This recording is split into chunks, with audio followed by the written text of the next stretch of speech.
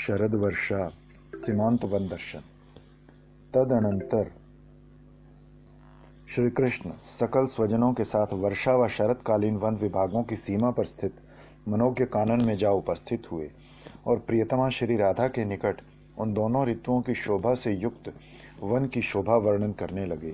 हे प्रिय, देखो, ये वन किशोरी के अर्थात 11 वर्षीय बाला के शरीर की भांति शोभा युक्त हो रहा है, कारण कि इसके अंग से वर्षा नामक बाल्य का गमन एवं शरद रूपी तरुणाई का अंकुर उदय हो रहा है। हे प्रिय, देखो, ये भ्रमर पुष्प विहीन युथिका को वृद्धा नारी के समान परित्याग करके मुग्धा नारी के समान प्रस्फुटित कुसुम जाति का आश्रय ले रहा है। प्रिय, ये वन हमको समागत शरद ऋतु की शोभा बतला रहा है। ये वन पके हुए सुंदर गुंजा फल से लाल हो रहा है। इसकी भूमि पर मोर पंख गिरे बिखरे पड़े हैं और ये काश के फूलों से श्वेत हो रहा है तथा मेघों के चले जाने से मयूर कुल मौन है और हंस पंक्ति वाचाल हो गई है। हे सुमुखी, अपनी वंशी को ढूंढते समय मैं जिस जिस सखी के समीप गया था, वो जैसे चकित होकर इधर उधर भाग निकली थी, उसी प्रकार ये लोभी भ्रमर मुदित होकर जिस जिस हार सिंगार के फूल को स्पर्श करते हैं, वो टूट टूट कर भूमि पर गिरता जाता है। तब कुंदलता बोली, हे वृंदावनाधीश्वर, आप दोनों सामने के इस वन भाग के दर्शन करो। आप लोगों के समान किशोर वयस वाली शरद ऋतु ने इसे विभूषित किया है, अतः शारदीय शोभा मनोहारिणी कहकर विख्यात हुई है। हे युगल प्रभु, ये शरद सखी तुम दोनों की सेवा के लिए बड़ी उत्सुका है। देखो ना, चंचल खंजन इसके चंचल नयन है, कमल ही वदन है, चंचल अलिकुल ही अलकावली है, क्रीड़ारत चकोर ही स्तन है, शुभ्र वर्ण मेघमंडल ही वस्त्र हैं, रक्तोत्पल ही ओष्ठ अधर हैं, पूजती हुई सारस पंक्ति ही कौंधनी है एवं नीलोत्पल ही कर्णभूषण है। ये शरद सहचरी अनेक प्रकार की सेवा सामग्रियों का निर्माण करके आप दोनों को अर्पण करने के लिए बाट जोह रही है। इसने रंगन व जाति पुष्पों के अलंकार सब अंगों के लिए बनाए हैं। कुमुद पुष्पों के शिरोभूषण, सुंदर रक्त कमल व नील कमल के कर्णाभूषण बनाए हैं तथा स्वयं पतित हार सिंगार पुष्पों की शैया रचना की है। ये शरदकालीन कंदर्प राज का विख्यात गजराज माना गया है। वहीं आगे के वन में विलास कर रहा है। कुसुमित सप्तच्छद वृक्ष का सौरभ ही इसका मद है। श्वेत वर्ण के मेघमालाओं के झूल से इसका अंग आवृत है। काश निमूंज के कुसुम ही इसके चारू चंवर हैं। काम उन्मत्त वृष, भ्रमर एवं पक्षियों के शब्द ही इसकी चिंगाड़ है।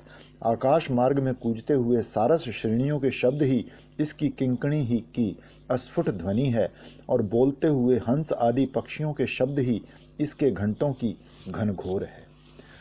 शुक सारिका के वन अधिकार विषयक द्वंद्व। ये शरदकाल श्री भगवत विग्रह के समान भी शोभा युक्त है।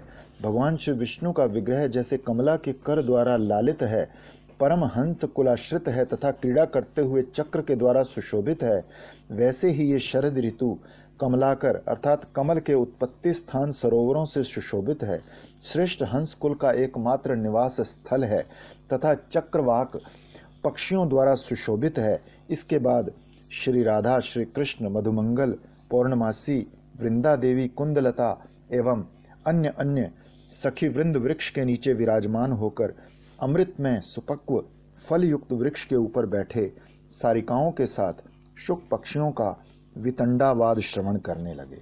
शुक पक्षी कहने लगे, हम द्विज हैं एवं अनुचान हैं, अर्थात हमने गुरुजनों के समीप वेद वेदांग आदि अखिल शास्त्र अध्ययन किए हैं तथा वेदांत शास्त्र का अध्यापन करके हम आचार्य भी हैं। स्त्रियों के द्वारा स्पर्श किए हुए वृक्षों के फल खाने से तो हम पतित हो जाएंगे। विशेषतः वृंदावनेश्वर श्री कृष्ण ने संतुष्ट होकर यह वन हमको समर्पण किया है, अतः हे दासिका सारिकाओं, तुम लोग यहाँ से अन्यत्र चली जाओ। ये सुनकर सारिकाएं कहने लगी, अरे शुको, तुम सब प्रभु की विद्वेषी प्रजा हो, कारण कि श्री राधा ही इस वन की अधीश्वरी हैं। यही पुराणों में वर्णित हुआ है कि श्री राधा ही वृंदावन नामक वन की अधीश्वरी हैं।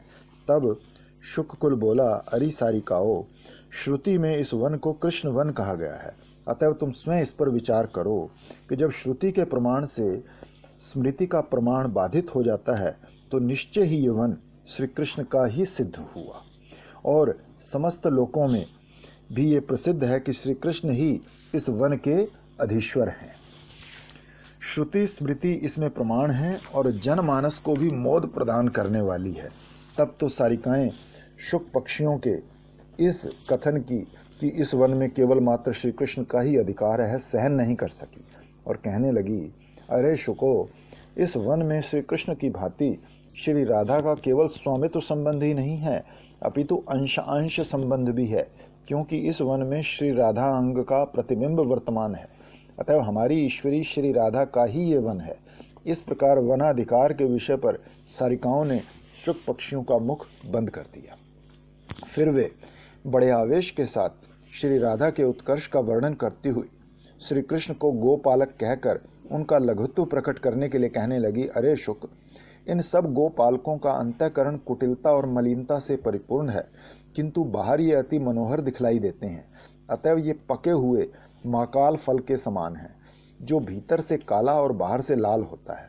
तब शुक्र बोला, अरे सारिकाओ, ब्रजांगनाओं की रस में जो स्थिति है, अर्थात वो जो रसमयी हैं, वो षठता रूपी वलकल और दृढ़ मान रूपी अस्थियों के द्वारा समावृत हैं।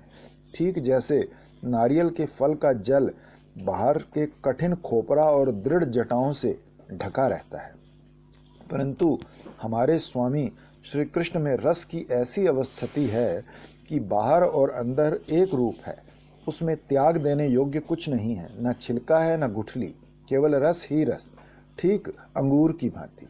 सारिकाएं बोली, तुम्हारे प्रभु अच्युत का अंतःकरण सर्वदा रस में होने पर भी बाहर कुटिलता और धृष्टता रूप का मोटा वलकल और गांठ बना हुआ है, उससे वो नीरस हो गया है। अतः जैसे गन्ना कोल्हू यंत्र में पेले बिना अपना रस दे ही नहीं सकता, वैसे ही तुम्हारे श्री कृष्ण रसिक चूड़ामणि हुए तो क्या हुआ, मान रूपी यंत्र से दबाए बिना वो रस प्रदान करने में समर्थ ही नहीं होते।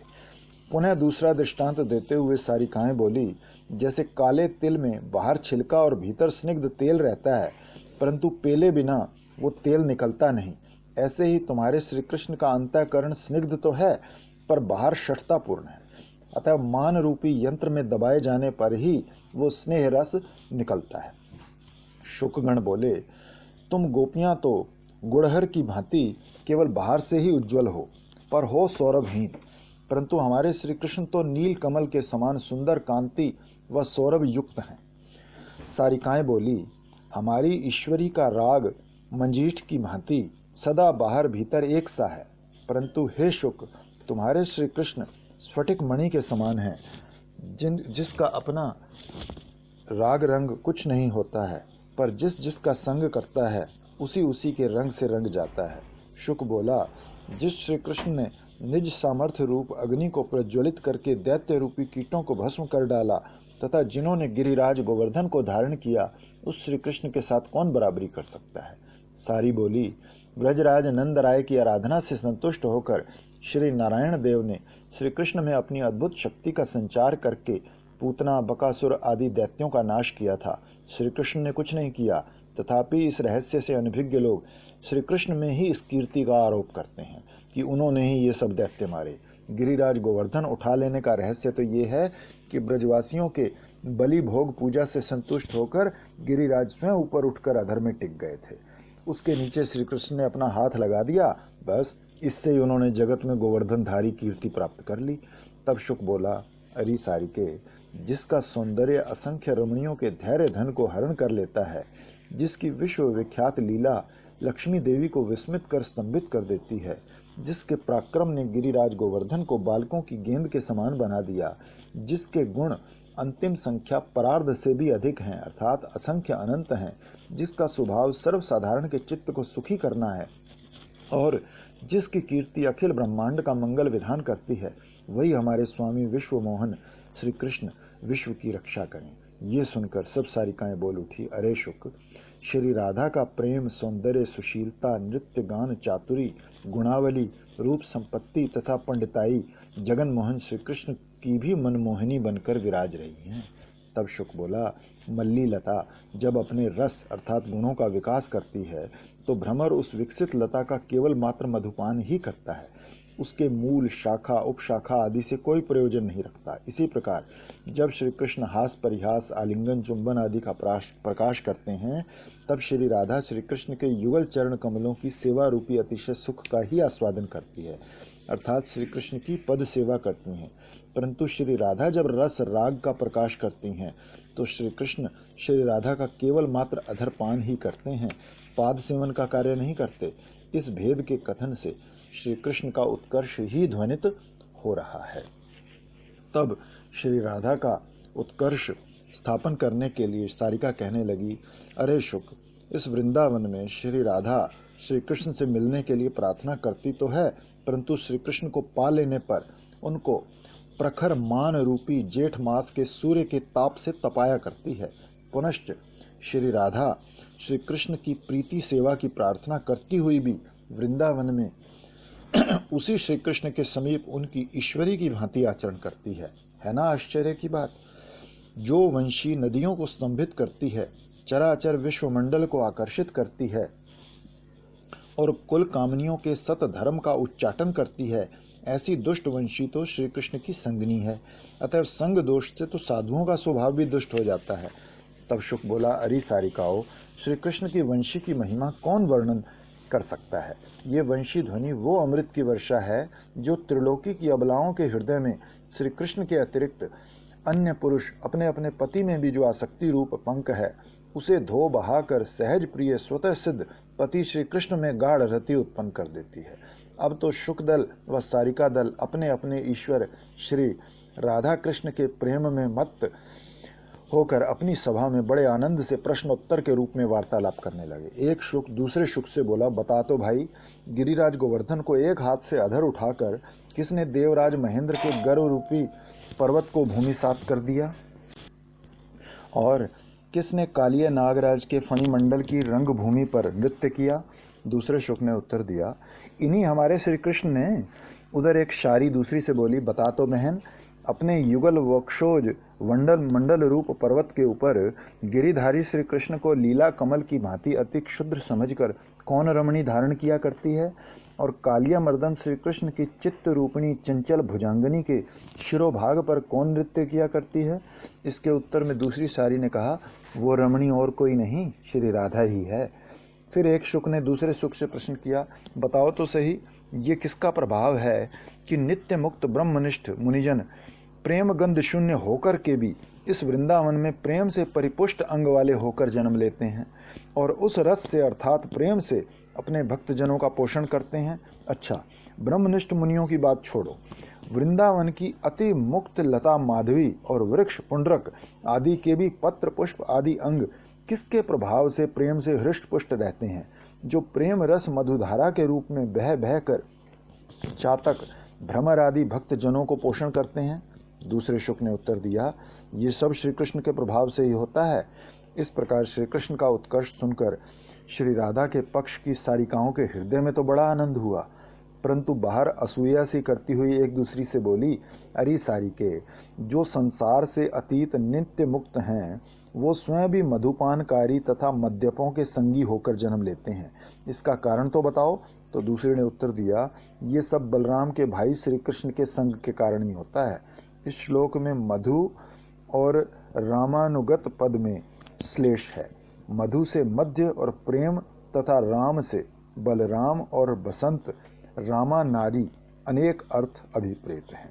तब एक सारिका ने दूसरी सारिका से प्रश्न किया, कौन व्यक्ति ललनाओं के वस्त्रों का हरण करके उनको विवस्त्रा अवलोकन करता है, कौन साध्वी सतियों का सुकृत नाश करता है, और कौन ऐसा है जो स्त्रियों, बछड़ा और बैल का वध करके भी लज्जित नहीं होता। उत्तर मिला, वो तो कृष्ण ही है। अब एक शुक दूसरे शुक से 2 श्लोकों में प्रश्न करता है, इस वृंदावन में किसने माता पूतना का वध करके माता यशोदा का सुख बढ़ाया है, कौन बछड़े वत्सासुर का मारकर वत्स पालक बना है, धेनु धेनुकासुर को मारकर कौन धेनु रक्षक बना है, और वृषासुर की हत्या करके किसने धर्म बढ़ाया है। कुमारी कन्याओं ने जब पति प्राप्ति के लिए तपस्या की, तब कन्याओं के अंग मन व वाणी की परीक्षा करने की नीति किसने चलाई। और अबलाओं का अस्तित्व अपहरण करके भी उनकी महासती पद पर किसने प्रतिष्ठा की? तो दूसरे ने उत्तर दिया, श्री कृष्ण ने।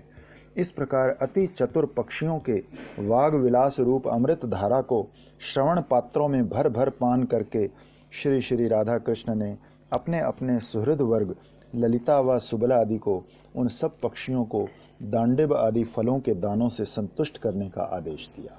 तब अपने अपने सखा सखी वृंद से घिरे हुए श्री राधा कृष्ण विस्तृत शारदीय वन शोभा के दर्शन करते करते भ्रमण करने लगे। तब ललिता ने शारिकाओं को पके द्राक्षा फल का क्षेत्र और सुबल ने शुक पक्षियों को पके दाड़िम का उद्यान अर्पण किया। तदअनंतर दोनों ने श्री युगल किशोर से कहा, हे वृंदावनाधीश्वरी, हे वृंदावनाधीश्वर, आपके सन्मुख ये हेमंत शंतम नामक वन भाग है, दर्शन करो। ये वन भी फल फूल आदि अपनी संपत्ति द्वारा तुम दोनों के चरण अर्चन के लिए उत्सुक है।